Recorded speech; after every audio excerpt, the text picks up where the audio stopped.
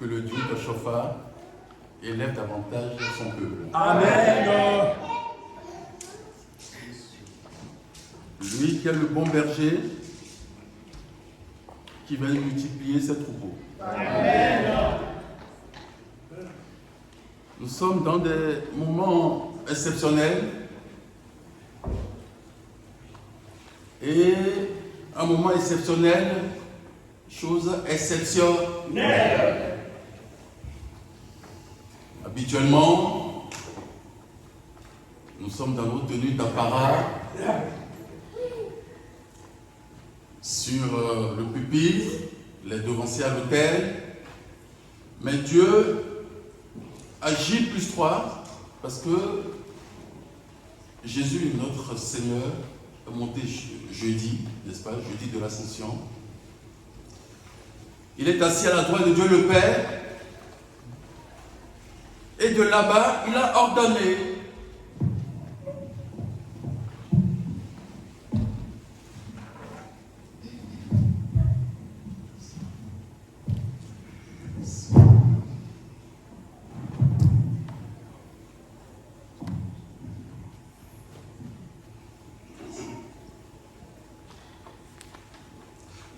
donc, il connaît le cœur de tous ses enfants. Il a vécu depuis sa résurrection au milieu de nous pour nous enseigner le ministère de son royaume. Et voilà que le jeudi, il a laissé les apôtres pour monter selon la prophétie. Après avoir accompli sa mission sur la terre, il a monté pour s'asseoir à la droite de Dieu le Père Tout-Puissant. Mais dès qu'il est monté, qu'est-ce qu'il a remarqué? Maintenant qu'il est en haut, il a vu que le cœur de l'homme, le cœur des fidèles, des disciples, pourtant, au milieu desquels il a œuvré, que ce cœur est lourd. Parce que nous ressassons remplis d'inquiétude, de soucis, de haine envers nos frères et sœurs, de jalousie, de toutes sortes de choses. Il dit non, il faut que je fasse quelque chose de fort. Il a ordonné donc que dans toutes les églises du christianisme céleste, qu'aujourd'hui, que nous soyons tous des frères et des sœurs. Pas d'apparat, que nous nous habillions le plus simplement possible pour que cette communion, cette chose qui a été brisée, se récrée de nouveau. Car que nous dit le livre de Psaume 133. Et vous allez voir que, à l'image de la danse des enfants tout à l'heure, il veut que nous soyons à cette image. Pourquoi? Parce que il nous dit dans Psaume 133, voici, ô qu'il est agréable. Il dit, voici, il est agréable. Qu'il est doux pour des frères de Donc, voyez, demeurer ensemble. Voilà, il dit, il est doux et agréable aux frères. C'est pour ça que nous sommes tous en soutane de frères et de sœurs. Mais il faut qu'après avoir revêtu cette soutane de simples frères, que nous puissions faire quoi? Et qu'est-ce que nous allons recevoir en retour? C'est comme l'huile précieuse. Il dit donc maintenant que vous êtes tous frères et sœurs et qu'il est doux et agréable à chacun après avoir brisé ces choses, ces écueils, ces divisions, lui maintenant il va faire quoi? Il va répandre sur nous.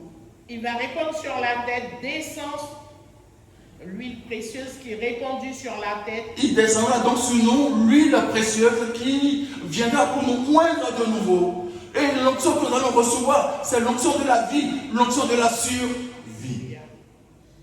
Pourquoi? Parce que beaucoup, à cause de cela, étaient dans l'égarement. Et il nous dit aujourd'hui, je vais répandre cette huile sur votre tête et vous verrez que j'ai déjà tout préparé pour vous. Amen. Vous n'aurez plus à vous soucier de quoi que ce soit. vous n'aurez plus à vous inquiéter de quoi que ce soit, parce que, comme le dit si bien le premier texte, j'ai déjà tout préparé pour vous. Alléluia. Mais la condition, c'est quoi? La condition, c'est que nous demeurons ensemble et que nous soyons comme des frères et des sœurs. Amen. Avant qu'il ne monte, il a rassemblé donc les disciples. Il lui a dit, demeurez en prière, ne vous éloignez point. Pour que la promesse de mon Père puisse se réaliser sur vous, je vais vous envoyer le Saint-Esprit. Et si tu n'as pas le Saint-Esprit, tu ne peux pas comprendre ces choses. Tu ne peux pas t'immerger dans cela et profiter de la grâce que Dieu a mis dans la vie de ceux qu'il a sortis des tribulations. Amen. Que nous dit le premier texte? Prenons-moi à partir du verset 10 de Deutéronome, son chapitre 6. L'Éternel, ton Dieu, Alors donc, vous voyez, il dit, Dieu qui t'a créé à son image, qu'est-ce qu'il va faire? te fera entrer dans le pays qu'il a juré à tes pères. Donc, vous voyez, il dit, pourquoi est-ce que tu t'inquiètes? Pourquoi est-ce qu'il y a ci, il y a ça dans ton cœur qui te pousse à détester ton frère, à le jalouser, à le maltraiter, à lui parler, à lui proférer des menaces? Il dit non. Voici, viens et enlève ces choses de ton cœur et voici ce que je mets à ta disposition. Je te ferai rentrer dans quoi? Dans ce royaume, dans cette terre que je t'ai promis. Et cette terre, c'est quoi? C'est l'église sainte venue des cieux. Et maintenant que tu seras au sein de cette église, voici toutes les choses que j'ai déjà préparées pour toi, ce dont tu vas prendre possession sans rien faire. Pourquoi? Parce que moi j'ai déjà tout fait pour toi. J'ai déjà tout préparé pour toi et tu vas jouir seulement de tout cela. De quoi va donc tu jouir? Continue. Tu posséderas de grandes et bonnes villes. Donc il dit, non seulement tu vas rentrer dans ce pays, dans cette église, car c'est la dernière bague qui sanctifiera le monde, et tu posséderas des choses que toi-même tu n'as même pas idée. Les choses qu'on te refusait, tu vas rentrer dedans dans une simplicité et dans une facilité. Amen. Mais pour pouvoir jouir de cela et rentrer pleinement, il faut que tu aies cette foi, cette conviction que oui, le Dieu avec lequel je marche, c'est le Dieu qui promet et qui réalise. Il dit donc, tu rentreras en possession de ces grandes choses, oui. De bonnes villes que tu n'as point bâties. Il dit donc que ce que tu n'as pas bâti, Dieu va te le donner en héritage. Amen. Mais voici que tu dis, il faut que je bâtisse. Et le fait que tu veux bâtir toi-même, tu n'as plus le temps de venir adorer Dieu, de venir le servir et d'être là, le moment important. Parce que le jeudi de l'ascension, Christ voulait que tous les disciples soient là, afin qu'il nous donne les dernières instructions avant de monter. Mais malheureusement, le temple était vide. Pourquoi?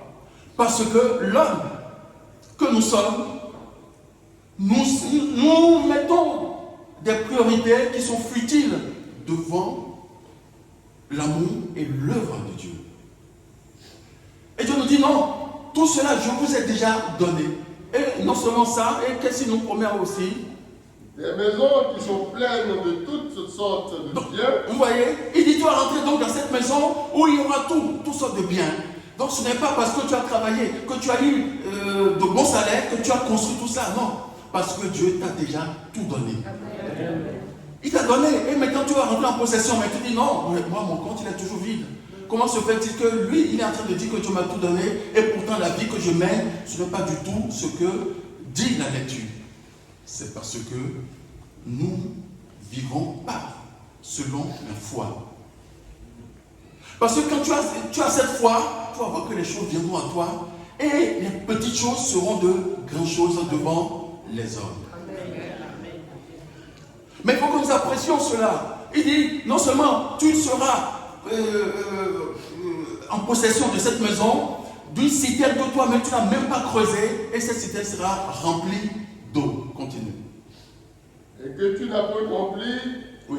des citernes creusées que tu n'as point creusées, Que tu n'as point creusé. des vignes et des oliviers que tu n'as point plantées. Donc, vous voyez, il dit, tu rentreras en possession de tout cela. Mais, encore une fois, nous disons non. Ça, ce n'est pas pour moi. Mais Dieu te dit aujourd'hui que tout ça, c'est pour toi. Parce qu'il est bon et agréable aux frères de demeurer ensemble. Et c'est comme ça qu'il va répandre l'huile de bénédiction sur notre tête. Et donc cela va déborder. Et nous serons comme quoi? La rosée de l'aimant. Et rien ne te manquera. Pourquoi? Continue, maman qui lisait le livre de Psaume 133. Qu'est-ce qu'il dit? Il dit c'est comme la rosée de l'Hermon. Il dit c'est comme la rosée de l'Hermon. Qui descend sur les montagnes de Sion. Il dit c'est comme la rosée de l'Hermon qui descend sur la montagne de l'Hermon. Vous savez, la rosée vient à quel moment? La rosée vient quand il y a la sécheresse. La rosée vient quand il n'y a rien. Regardez, même dans le désert où on dit qu'il ne pleut pas, qu'il n'y a pas d'arbres, il y a quand même des animaux qui y vivent. De quoi donc ces animaux vivent? Ils vivent de cette rosée qui descend, qui les nourrit. C'est comme ça que Dieu descendra cette rosée dans ta vie, pour que quand tu penses, quand les ennemis pensent avoir asséché ta vie, tu auras toujours les ressources pour glorifier et venir proclamer la gloire de Dieu dans ta vie. Amen. Il dit donc, les citernes que tu... Merci maman. Les citernes que tu as pas creusées, ces citernes seront remplies d'eau. Continue, devant-ci. Lorsque tu mangeras et te rassasieras, Oui. garde-toi d'oublier l'Éternel. Donc il dit, voici, je t'ai déjà tout donné. Mais maintenant, ce que je veux, et je sais que l'homme étant versatile, oublie rapidement d'où il est sorti. Et je veux que ces choses soient rappelées. Nous nous le rappelons aujourd'hui parce que, autant tu as connu des tribulations hier, sache que en marchant avec Christ, tu n'auras plus ces tribulations. Et tu ne les auras plus jamais. Amen. Mais si tu dis que je suis venu, j'ai découvert l'église, et on a chanté pour toi, le premier jour où tu es venu, le cantique, regarde vers lui, Jésus t'appelle, ô pécheur, viens.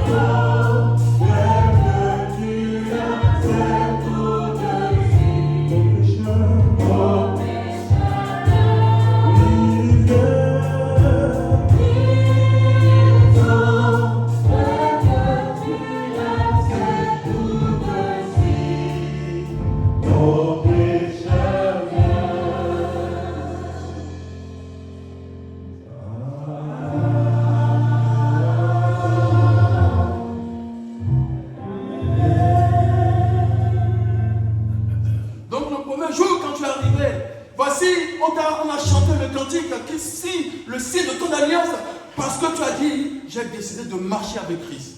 Mais voici, après la prière, la vision, tu as été touché et tu dis oui, effectivement, c'est la dernière barque, c'est l'église que je cherchais.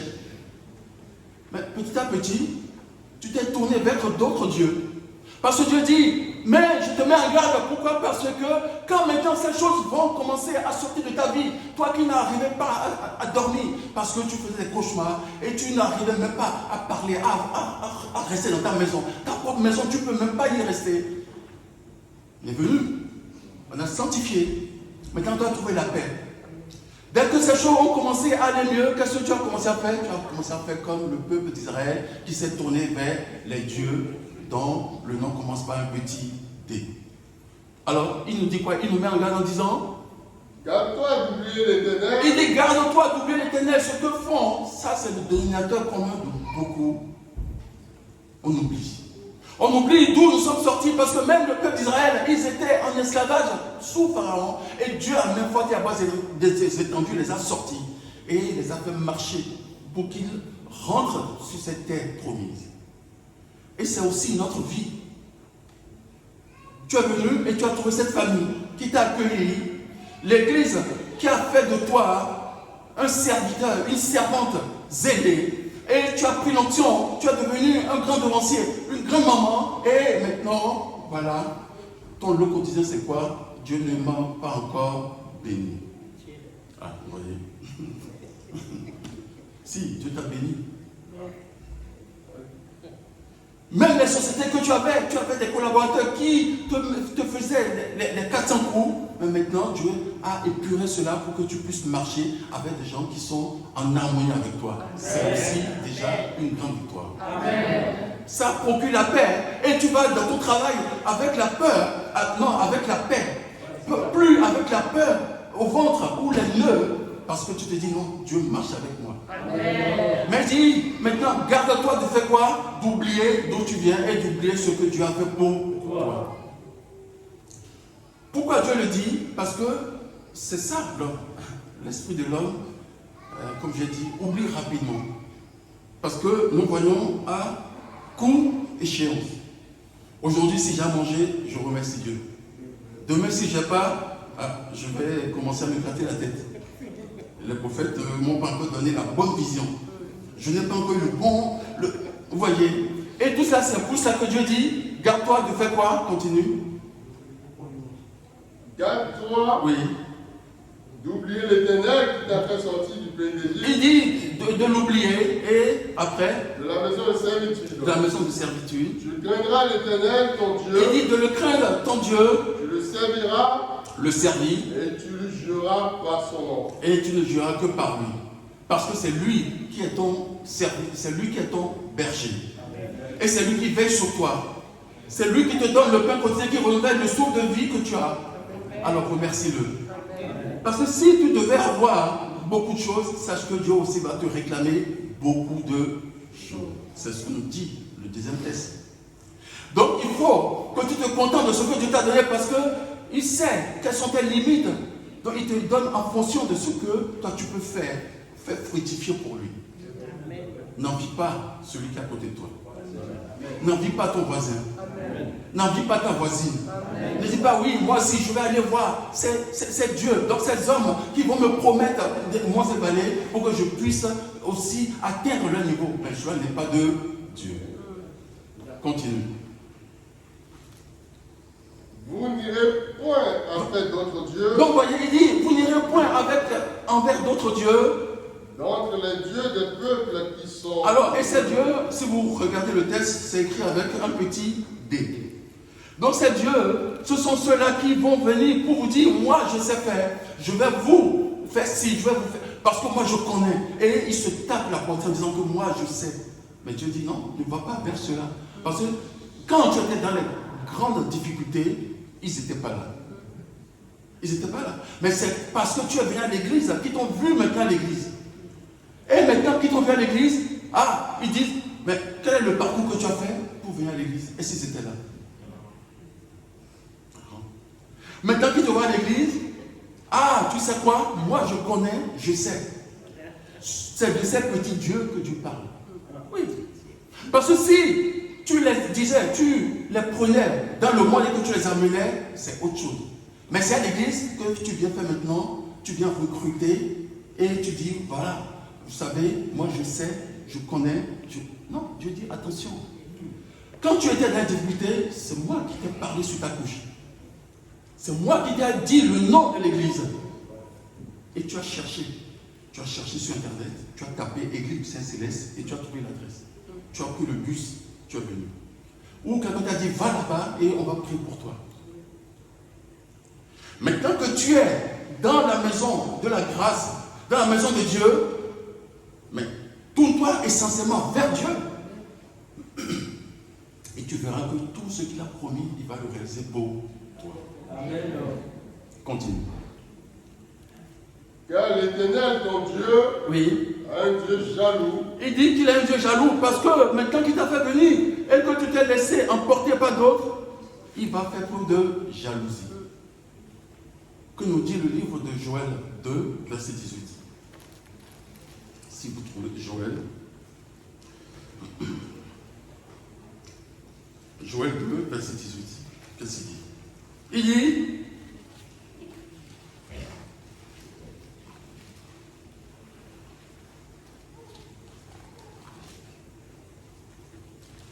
Joël 2, verset 18. Il dit, je suis un Dieu jaloux. Je suis un Dieu jaloux. Il le dit à travers le prophète Joël. Et qu'est-ce qu'il dit après? Et il épargne son peuple. Oui. L'Éternel répond, il dit à son peuple. Et il parle maintenant parce qu'il ne veut pas que ces choses t'arrachent, n'est-ce pas, de son peuple, de son troupeau. Et il parle maintenant en disant, viens vers moi et regarde ce que j'ai fait pour toi, et regarde ce que je ferai encore pour toi, si tu me restes fidèle. Continue. Voici, je vous enverrai du blé. Il dit maintenant, si tu ne succombes pas à cette sirène, oui, c'est ça le mot, hein, qui t'appelle, viens, moi j'aime mieux, et que tu restes dans la maison de Dieu, tu réponds à l'appel du Christ, et que tu mets en pratique tous les commandements qu'il t'a donnés, que quand la vie de la paroisse, tu en fais aussi ta vie. Parce que Dieu nous dit dans le livre de Jérémie 21, il dit, faites de là où vous priez votre endroit de bonheur, parce que son bonheur dépend aussi du vôtre. Donc il faut que nous investissons dans la maison de Dieu. Là où nous prions, c'est ça notre maison, c'est ça notre lieu de vie. Et il dit donc, continue. Du mou et de l'huile. Il dit, tu auras donc du mou et de l'huile. Et vous en serez rassasiés. Et tu en seras rassasié. Donc tu n'auras plus du tout la crainte de manquer du mou et du blé au quotidien. Quelles que soient les difficultés, Dieu va toujours t'envoyer le secours. Il va passer par quelqu'un qui va t'apporter juste ce qu'il te faut. Parce qu'il ne va pas te donner en abondance. Parce que s'il te donne en abondance, tu vas faire quoi? Tu vas l'oublier et tu vas dire non, je vais aller voir ailleurs. Et il veut que ce soit du donnant. Que Dieu nous fortifie. Amen. Continue. Qu'est-ce qu'il dit après? Et je ne vous livrerai plus à l'opprobre parmi les nations. Il dit donc, je ne te livrerai plus à l'opprobre parmi les nations parce que, à même forte et à basse étendue, je t'ai déjà sorti de cette grande tribulation et je veux que tu me serves. Servir Dieu, c'est quoi? C'est de prendre connaissance des cultes qu'il y a et de venir pour animer, pour être. Parce que ce ne sont pas les chaises ni les bancs vides qui adorent et glorifient Dieu. Non. On a beau avoir un temple, tu peux avoir tout ce que tu veux, mais s'il n'y a pas l'homme que Dieu a créé à son image, ce n'est pas ça. Le projet que Dieu fait pour nous, il dit qu'il est un Dieu jaloux. Il veut que les hommes qu'il a sauvés soient dans sa maison afin de l'adorer et de lui rendre gloire. On fait le culte, on met les bancs, on attend et personne ne vient.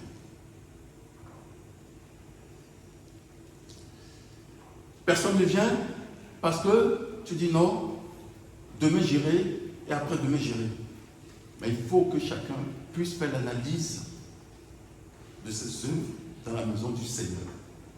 Nous sommes obligés de le dire parce que si nous disons ouais c'est bien, l'effort que tu as fait c'est bon, maintenant reviens dans 3 mois, on va dire non, tu ne donnes pas le bon enseignement parce que Dieu, il est un Dieu jaloux et il veut te voir tous les jours qu'il fait. Il veut que tu le remercies et que tu l'adores en esprit et en vérité. Il nous a dit de venir en ce jour, en ce temps simple, pour qu'il n'y ait plus cette différence, pour nous dire que devant Dieu, nous sommes tous pareils. Ne pensez pas que si nous portons des tenues, les tenues sacerdotales, si nous mettons la camaille, si nous portons des vestes, tout cela, c'est parce que le ministère le veut. Mais aujourd'hui, je dis, ce que je veux de vous, c'est votre humilité et votre vérité du cœur. Es-tu joyeux maintenant que tu es en soutien de frère? Es-tu heureux maintenant que tu es en soutien de sœur? C'est pour nous dire que tous ne sont passer par là, par cette étape. Parce que on commence d'abord par frères et sœurs. Maintenant, souviens-toi de ce que tu faisais quand tu étais frère et sœur dans la maison de Dieu. Parce que quand on est frère, c'est là où on veut apprendre, on veut progresser. Quand on dit on a besoin de toi lundi, tu es là. Parce que tu veux que le chargé te voie pour te mettre sur la liste de ceux qui vont prendre l'onction. C'est vrai ou c'est pas vrai? Quand on dit il y a sanctification mardi, tu es là.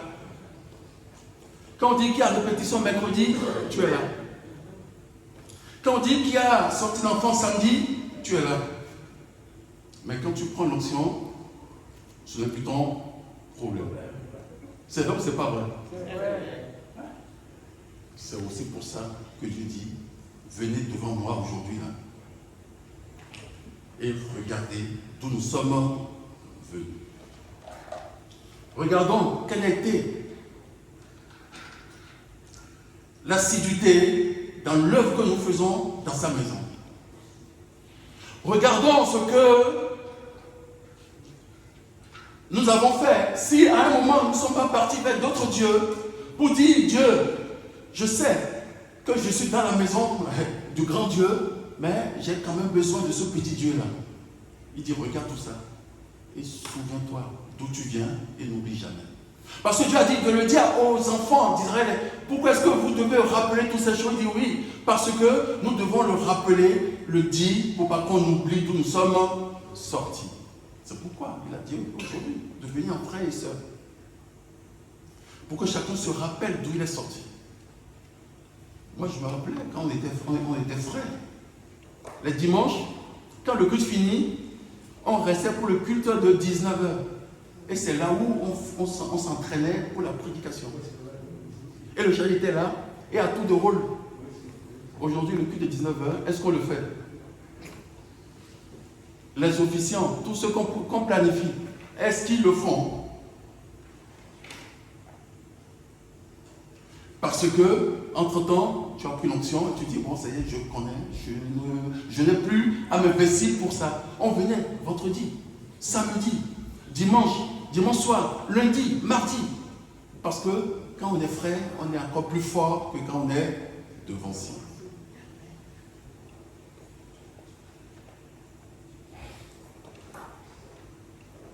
Que Dieu nous fortifie. Amen. Donc il est monté et il a dit de ne point nous éloigner parce que bientôt il va nous envoyer le Saint-Esprit.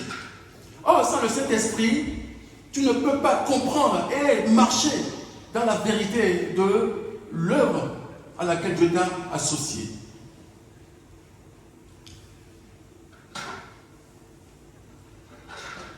Et sans ce Saint-Esprit,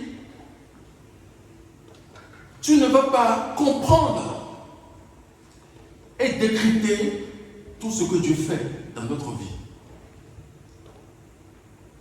Et il nous dit de rester ensemble, de rester soudés, de rester et de veiller les uns sur les autres pour que nous puissions tous, le jour de la Pentecôte, recevoir le Saint-Esprit. Mais avant qu'il ne monte, quelle a été la question de Pierre? Prenez le livre de Actes des Apôtres. Acte 1, à partir du 3e verset, ou 6e verset, je crois. Qu'est-ce qu'il dit? Alors les apôtres réunis lui demandèrent, oui, Seigneur, est-ce en ce temps que tu rétabliras le royaume d'Israël? Alors il dit, est-ce en ce temps que tu rétabliras le royaume d'Israël? Il leur répondit, ce n'est pas à vous de connaître les temps. Ce n'est pas à vous de connaître le temps. Que Dieu soit avec toi. Amen. Ce n'est pas à nous de connaître le temps. Et donc, ce qu'il reste à faire, c'est quoi? C'est de veiller et de prier. Que nous dit le deuxième texte? Prenez Luc 12 à partir. Luc 12 à partir du 35e verset. Qu'est-ce qu'il dit? Le Romain 60. Il dit donc, vous n'avez pas Parce que moi, je ne peux pas vous dire que je vais venir demain ou après-demain. Mais ce que je veux que vous fassiez, c'est que vous devez être en permanence dans la prière et que tu puisses veiller. Parce que demain, je viendrai. Il y a sa première venue, qui est la résurrection. Mais la seconde venue, il dit, je n'ai pas à vous donner le temps, mais ce que je vous donne comme conseil, c'est de veiller. Et de faire quoi? Continue. Et nous l'avons allumé. Et dit donc de veiller et que nos lampes restent allumées. Que nos lampes restent allumées, c'est quoi? Il ne faut pas que la lumière qui est en nous, que cette lumière s'éteigne. Pour pas que cette lumière s'éteigne, qu'est-ce qu'il faut qu'on fasse? Il faut que nous restions toujours en prière. Continue. Qu'est-ce qu'il donne encore? Et dit, et vous? Ressemblables à des hommes qui attendent que leur maître revienne des noces. Voici ce qu'il nous dit. Il dit, pour pas que vous soyez surpris, sachez que je vous ai dit, je viendrai et je ne peux pas vous donner de date. Maintenant, ce que je vous dis, je viendrai à l'improviste. Je viendrai pendant la veillée de la première ou de la troisième heure, c'est-à-dire la nuit, le jour, peu importe. Mais il faut qu'à chaque moment, que toi tu sois l'homme d'esprit qui va pouvoir comprendre les choses de Dieu. Continue. Afin de lui ouvrir dès qu'il arrivera. Il dit donc que quand je viendrai, que je dirai, me voici, il faut que toi aussi tu sois connecté pour savoir que c'est le Dieu qui t'a formé, qui rentre maintenant dans ton cœur. Parce qu'il viendra pour frapper à la porte de ton cœur. Si tu comprends et que tu dis oui, je suis là, je veille, je ne me suis pas assoupi, je suis celui qui est dans l'attente de la venue de l'Esprit, il dira, monte sur ma table et je vais te servir. Continue. Heureux ces serviteurs que le maître. Alors, donc il dit, si maintenant si le maître vient et qu'il te trouve à la tâche, à l'œuvre, tu seras appelé bienheureux. Tu seras appelé fidèle heureux, tu seras appelé fidèle servant de Dieu. Tu seras appelé fidèle béni. Tu seras appelé fidèle que j'ai mis à part, choisi, qui a reçu l'onction de l'Esprit. Continue. Heureux ces serviteurs que le maître, à son arrivée, trouvera veillant. Oui, il dit heureux, c'est certain que le maître trouvera veillant. Je vous le dis en vérité. Je vous le dis en vérité. Il se tiendra. Il se tiendra. Il fera mettre à table. Donc vous voyez, il dit en ce moment, il va te teindre, il va te redonner ce qu'il a enlevé, c'est 17 sang, il va te redonner cette sang spirituelle et il va te mettre à sa table. Maintenant qu'il te mettra à sa table, qu'est-ce qu'il va te donner comme repas? Il va te donner les mets succulents que l'homme ne peut donner. Continue. Et s'approchera pour les servir. Et il s'approchera pour les servir. Qu'il arrive à la deuxième ou à la troisième veille. Quelle que soit l'heure à laquelle il viendra, parce que, vous savez, il vient aussi pendant les grands événements. Et je viens à notre préparation de la fête de la moisson. Parce que tout à l'heure, on a lu qu'il y a beaucoup qui se désintéressent de l'organisation de cette fête. Qui ne s'investissent pas. Qui se disent que oui, les autres sont là, ils vont le faire. Et moi, je venais juste pour voir. Non, c'est une fête, c'est une fois l'an. Il faut absolument que tu t'investis, que tu donnes. Parce que tu ne peux pas venir dire, moi j'attends la grâce, j'attends la bénédiction, venir et puis repartir. Parce que finalement, ça veut dire que tu deviens quelqu'un, un touriste spirituel. Il faut que tu sois le fils sur lequel Dieu, à son arrivée, verra veillant dans sa maison. Qu'il nous ouvre l'esprit pour que nous puissions comprendre cela. Et pour comprendre cela, nous devons... Alors, prenons le livre. Prenez-moi le livre de 1 Timothée. 1 Timothée 6 à partir du verset 11. 1 Timothée 6. Verset 11. Qu'est-ce qu'il dit?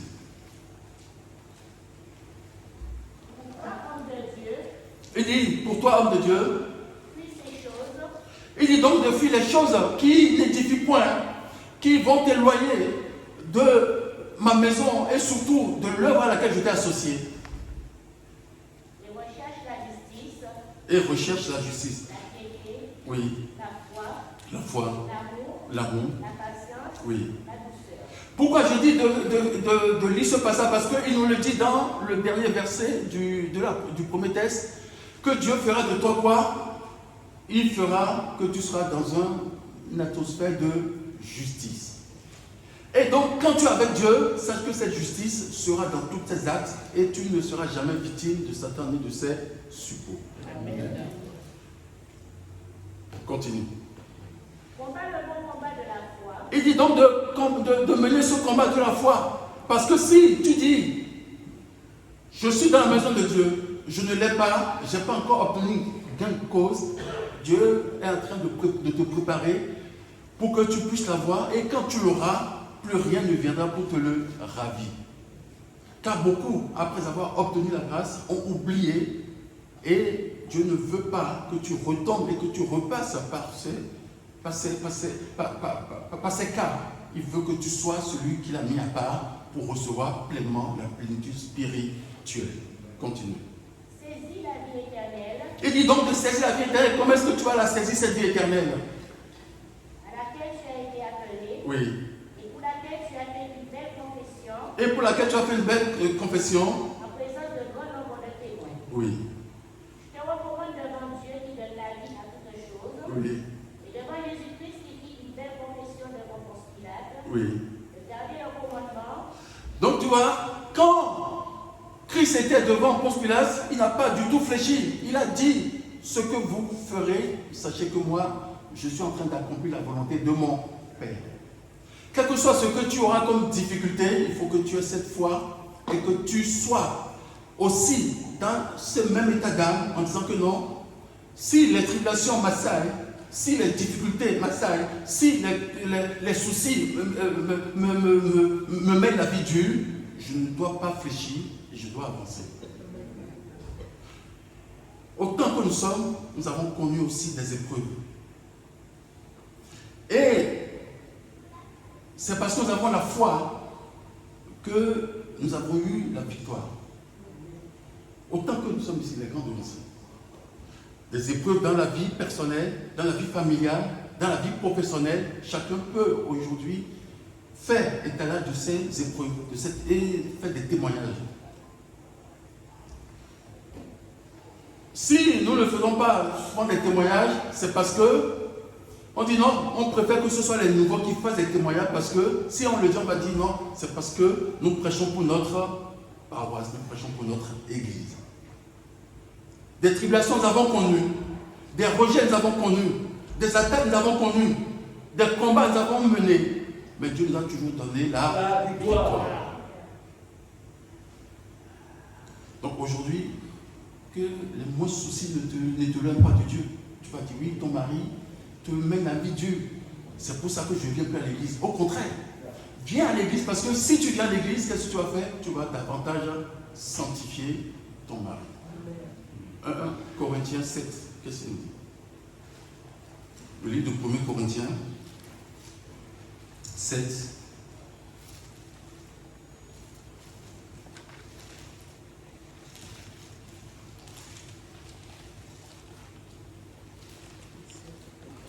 Oui. Pour ce qui concerne les choses au sujet desquelles vous m'avez écrit, je pense qu'il est bon pour l'homme de ne point toucher de femme. C'est ça, 1 Corinthiens 7? Oui. Hein? Oui, non, pas un, continue. Toutefois, pour éviter la débauche, que chacun au verset 8. Alors, verset, à ceux qui ne sont pas mariés et aux veuves, je dis qu'il est bon de rester comme moi. Mais s'ils manquent de maîtrise d'eux-mêmes, qu'ils se marient, car il vaut mieux se marier que de brûler.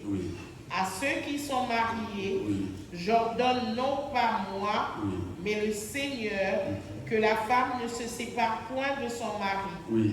Si elle est séparée, qu'elle demeure sans se marier, ou qu'elle se réconcilie avec son mari, et que le mari ne répudie point sa femme. Verset 12, voilà, c'est là. Aux autres, ce n'est pas le Seigneur, c'est moi qui dis. Si un frère a une femme non croyante et qu'elle consent à habiter avec lui, qu'il ne la répudie point.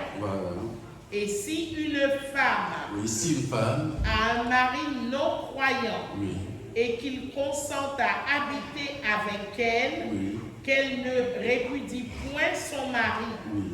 car le mari non croyant Car le mari non croyant, est sanctifié par la femme. donc voyez, car le mari non croyant est sanctifié par La femme. Et la femme non croyante Et la femme non croyante est sanctifiée aussi par le mari. Voilà.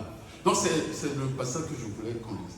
Donc voyez, alors c'est pas pour autant que tu vas dire non, il m'empêche de venir, elle m'empêche de venir. Non, il faut que tu trouves le créneau de venir, parce qu'à chaque fois quand tu viens dans la maison de Dieu, quand tu retournes, tu sanctifies et tu ramènes la paix dans ta maison.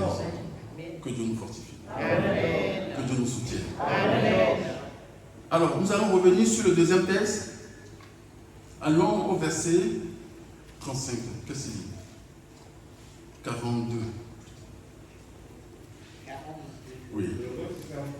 Oui, heureux ce serviteur que... Heureux ce serviteur, Oui. s'il se trouve vaillant, Oui. sachez-le bien. Il dit oui. Si le maître de la maison savait à quelle heure Oui. le voleur doit venir, Mhm. il veillera et ne laissera pas percer sa maison. Ok. Vous aussi, Vous aussi. tenez-vous prêts, Oui. car le Fils de l'homme viendra. Il dit le Fils de l'homme viendra À l'heure à où l'heure. vous ne le pensez pas. D'accord. Pierre lui dit, Pierre lui repose encore la question. Seigneur, Oui. est-ce à nous, Oui. à tous, Oui. ou à tous, Oui. que tu adresses cette parabole? Oui. Le Seigneur lui dit, Voici la réponse du Seigneur. quel est donc l'économe fidèle Il dit, celui qui après avoir entendu la parole de Dieu, continue, et prudent, est prudent. le maître établira sur les gens Oui. pour leur donner la nourriture. Voici donc qu'on t'a établi pour que tu sois le dispensateur de la parole de Dieu. Maintenant qu'on t'a établi pour que tu sois celui qui nourrit les enfants de Dieu, est-ce que tu ne vas pas faire le maximum pour qu'ils puissent ne pas manquer de la nourriture? Que Dieu nous fortifie. Amen. Oui. Heureux ses serviteurs, Heureux donc ces serviteurs, que son maître, oui. à son arrivée, Quand le maître viendra, trouvera faisant ainsi. il trouvera faisant ainsi. Donc maintenant, avant de parler, Dieu t'a nommé responsable, Dieu t'a donné une tâche dans sa maison pour que tu puisses t'occuper des brebis de Dieu. Quand il vient, il va te dire, mais les brebis que je t'ai confiées, est-ce que tu les as bien nourries? Est-ce que tu les as bien servies? Est-ce que tu n'étais pas gavé toi-même en les laissant à l'abandon? Dieu fera que ce que tu feras, tu vas devoir te justifier devant Dieu. Parce qu'il t'a donné les ressources pour que tu puisses le faire selon sa grâce, selon sa bénédiction, et que nous dit le verset 45 de la lecture du jour. Prends un parti du verset 45. Mais, oui, Si ce serviteur oui. dit en lui-même, Mais si c'était dit en lui-même, mon maître tarde à venir, mon maître tarde à venir, s'il se met à battre les serviteurs, maintenant si tu dis non, comme il est parti et que je suis seul, je vais commencer à malmener les enfants de Dieu, je vais commencer à mal leur parler, je vais commencer à faire selon ma propre volonté, non la volonté de mon Père. Quand le maître viendra, qu'est-ce qu'il va faire? Il va aussi te battre, mais il va te battre encore plus. Tu auras encore plus de tribulation que ce que toi tu transfères aux brebis de Dieu. Continue. à manger, à boire Oui. et à s'enivrer, Oui. le maître de ce serviteur viendra le jour où il ne s'attendra pas, Le jour où il ne s'attendra pas, et à l'heure qu'il ne connaît pas, oui. et le mettra en pièces. Va au verset 47. Le serviteur qui, Oui. ayant connu la volonté de son maître, Ayant connu la volonté de son maître. n'a rien préparé et n'a pas agi selon sa volonté. Donc voilà, c'est le cas de beaucoup. Parce que connaissant la volonté de Dieu, nous ne faisons pas, nous ne prenons pas les choses sérieusement à l'image de ce que nous sommes en train d'organiser. En tant que moi, je sais qu'il y a la moisson, mais ce n'est pas ma moisson, c'est la moisson de la paroisse. Mais la paroisse, c'est qui? C'est moi. Parce que nous sommes le corps. Nous sommes les membres de ce corps. Et nous constituons ensemble le corps de Jésus. Et c'est ensemble que nous devons organiser et réussir cette fête des moissons. Continue. Sera battu de grand nombre de coups. Oui, cela ne sera pas pour nous. Continue. Mais celui qui, Oui. ne l'ayant pas connu, Oui. a fait des choses dignes de Amen. C'est celui qui, ne l'ayant pas connu, qui a fait des choses dignes. châtiment, Oui. sera battu de peu de coups. Oui. On leur Alors, maintenant, écoutons bien. Dieu dit, on demandera beaucoup. À qui on en a beaucoup donné. Donc, Dieu dit, voici, je t'ai donné les bénédictions, je t'ai donné la grâce de la prière, je t'ai donné les talents pour que tu puisses faire et danser mon peuple, pour que tu puisses animer mon peuple. Est-ce que tu en fais? Est-ce que tu en fais usage? Si tu en fais usage, sache que je t'en donnerai encore plus. Maintenant, si je t'en donne encore plus, je vais être encore plus exigeant de ce que je te donne. Parce qu'il dit, vas-y, reprends. Celui à qui on a beaucoup donné, on en désirera davantage à celui qu'on a beaucoup confié. Donc, quand Dieu te confie, sache qu'il va être aussi exigeant sur le résultat.